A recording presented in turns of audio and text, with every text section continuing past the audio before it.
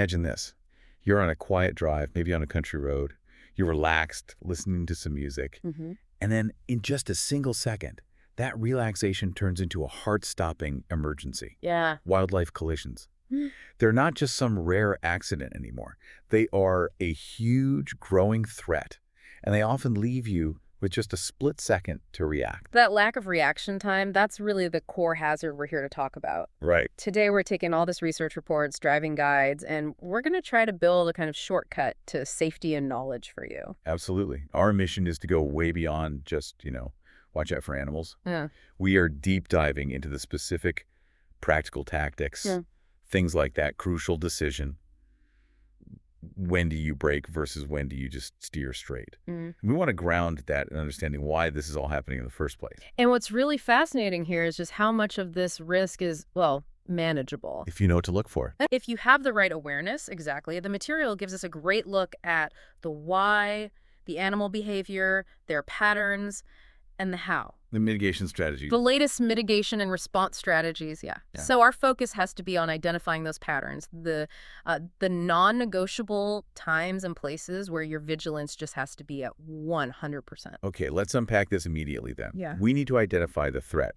Which animals pose the biggest risk, and when are they most likely to be crossing our path? Let's start with the heavy hitters. Well, when you're talking about high-risk mammals, the danger is pretty much directly proportional to their size. Bigger animal, bigger problem. Bigger animal, much bigger problem. The large ungulate-nosed deer, especially white-tailed and mule deer and elk, they are by far the most common cause of really dangerous collisions across North America. Their size translates directly to significant vehicle damage and, serious injury. And I've heard the risk isn't just the mass of the animal, it's also about where that mass ends up when you hit it. Precisely. You have to consider the moose. They're found mostly in northern regions, and their enormous size and incredibly long legs make these collisions uniquely catastrophic. Why the legs specifically? Because when a car bumper hits them, it tends to strike them low. It just shears their legs out from under them. Oh, wow. And the huge, dense body collapses directly onto the windshield and into the passenger cabin. That is a terrifying thought. It results in far more severe damage and injury than, say, hitting a lower slung deer. It really highlights why knowing the local animals matters so much. So beyond deer and moose, what else is out there? We see coyotes and bears causing significant accidents, and they're particularly tricky because they thrive. They're increasingly found in both deep rural settings and right on the edge of urban areas, crossing paths with high-speed traffic. Okay, so it's not just the big mammals. The sources we looked at highlighted a whole other group, the nocturnal frequenters. Maybe they won't total your truck, but they can still pose a massive hazard just by forcing you to make a sudden move. That's so true. Raccoons, skunks, opossums, they're commonly hit while they're out foraging at night. And hitting an opossum might not damage the car much. Right. But the real danger is that a driver suddenly spots one and swerves. That's what causes the much worse accident. And, of course, the skunk collision. A unique form of immobilization. It carries that secondary hazard, the truly memorable, unpleasant odor that can make your car unusable until you get it professionally cleaned. We should also probably mention the reptiles. Yes, specifically turtles and tortoises. Their slow speed makes them incredibly vulnerable. And while this is a huge ecological issue, for drivers, they're a very distinct kind of hazard. Because you don't want to hit one. Nobody wants to hit a turtle. Yeah. So drivers slam on their brakes suddenly or they swerve radically to avoid them, causing rear-end collisions or just a total loss of control, especially on high-speed roads. So we know the animals. Yeah. Now let's get into the when and the where. What are the environmental signs, the behavioral indicators that should make us automatically lift our foot off the accelerator? The time of day is, without a doubt, the single most crucial indicator, and the risk is all about behavior. Dawn and dusk. Dawn and dusk are the riskiest times because most of these animals are crepuscular. Now, that's a term we hear a lot, but let's be really specific. Why does being crepuscular matter to someone behind the wheel? It means they are most active during those twilight transition periods. Okay. They're focused on foraging or traveling to water sources, and they're doing this at the exact same time human visibility is dropping and dropping fast. You're struggling to see them, and they are highly mobile. They are moving with purpose. So it's like rush hour for them. It's peak animal commuting time. And while, pure nighttime driving has its own risks, those transition hours are the absolute peak. And seasons obviously play a big part too. Absolutely. You have to have seasonal awareness. Be extra cautious during mating seasons. The fall deer rut is notorious for accidents. Because the males are just not paying attention. They are singularly focused on reproduction and completely ignore traffic.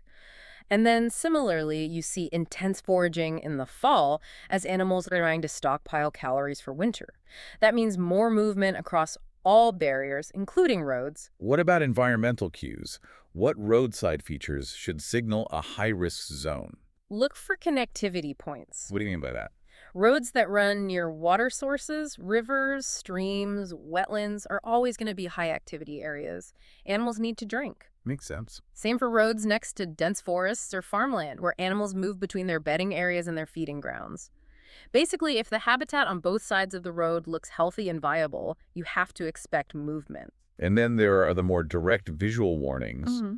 the official signs and the unofficial ones. The roadkill, yeah. Let's talk about the signs first. You have to heed official wildlife crossing signs. Yeah. They are not just advisory. They're based on data showing high collision rates in that specific spot. And what about seeing roadkill? That's a grim sign. It is, but it's a critical detail for a driver. If you see recent roadkill, you need to be extra cautious. It serves two functions for you. Okay. First, it confirms this is a high-activity area, no question. But second, and this is important, it often attracts scavengers. Ah, so there could be other animals nearby. Exactly. Coyotes, eagles, even other members of a herd might be drawn to the immediate area. So the hazard is actually amplified. That makes so much sense. So if we know the who, when, and where, the next question is the how. How do we actually drive defensively to cut the risk? Which brings us to defensive driving and some headlight wisdom. Well, the foundation of it all remains the same. Avoid distractions, stay focused on the road, and continuously scan the edges. Not just the road ahead of you. Especially not just the road ahead. You're scanning the shoulders where the vegetation is dense. But the most effective mitigation measure is entirely within your control. And that is speed. It's speed. Reduce your speed significantly in areas known for wildlife activity. This is the single most effective thing you can do. Because it just gives you more time. It drastically increases your reaction time. When you cut your speed by just 10 miles per hour in a high-risk zone, you can double your potential stopping distance. And always increase your following distance from the car ahead. If they slam on their brakes for a deer, you need that cushion. Okay, let's get into the really crucial detail the sources brought up about night driving and headlights. Because this flies directly in the face of what I think a lot of drivers would instinctively do. This is a critical tactical distinction. When you're driving at night, you should use your high beams whenever it's appropriate just to maximize your vision distance. Right, you want to see as far as possible. And you're looking specifically for that telltale reflection of nocturnal eyes. The little glowing dots. Exactly. Yeah. But the second you spot those reflective eyes, you must switch immediately to low beams. Dim your lights. Why is dimming the lights the key move? That feels so counterintuitive when you want to see the animal better. It's all about their physiology. Nocturnal animals, like deer, have huge pupils and that reflective layer in their eyes, the tapetum lucidum, so they see extremely well in low light. Continuous, intense, bright light. Your high beams, it doesn't help them. It blinds them. It creates this prolonged glare that causes them to freeze and become disoriented. Ah, the classic deer in the headlights. That's literally it. By dimming the lights, you give them back their night vision, which often encourages them to break their freeze and move away from the light source, and hopefully off the road. That is essential knowledge. So if they're frozen, maybe flash the lights, but otherwise dimming them is the priority. Exactly. And here's another crucial behavior strategy. If you see one animal crossing, you have to slow down and be mentally prepared for more to follow. One deer means more deer. Deer and elk are highly social. They travel in groups. If the first one crossed the road, the next 5 are probably right behind it. I've heard drivers talk about deterrents like those deer whistles or reflectors you put on your car. Are those reliable? The sources show really mixed results on those. Some drivers swear by them, but the scientific studies often suggest their effectiveness is highly variable. Why is that? Often because the sounds they emit are either outside the hearing range of the animals, or they're just not startling enough to overcome the animal's natural drive to cross the road. So not a magic bullet. Not at all. They are not a substitute for reduced speed and vigilance, and that's a vital trade-off to remember. No passive technology can ever replace active defensive driving. That's a really good cautionary note. So let's move to where the stakes are highest, the actual encounter and what happens right after. You have milliseconds to make a decision: brake, honk, or swerve. This is the moment of truth, and the data is crystal clear on this. The crucial decision is to avoid sudden swerving. That is the #1 rule. It is the single most important safety measure you can take to protect human life. Swerving to avoid an animal is the primary cause of losing control of your vehicle. And hitting something else. Hitting oncoming traffic, striking a tree, a guardrail, which often leads to severe rollover accidents and fatalities. It sounds incredibly hard to follow that advice in the heat of the moment, to choose a potential impact over a maneuver. It is extremely difficult, but it's necessary. Your action plan has to be try to slow down as smoothly as possible and lay on your horn to try to scare the animal away. And if you can't avoid it, If the collision is truly unavoidable, you have to try to steer straight and hit the animal in as controlled a manner as you can. Your priority is maintaining control of the vehicle to prevent a secondary and often more lethal accident. okay, so let's say the impact happens. Adrenaline is pumping, the car is damaged. What's the immediate post-collision protocol? Self-safety first, always.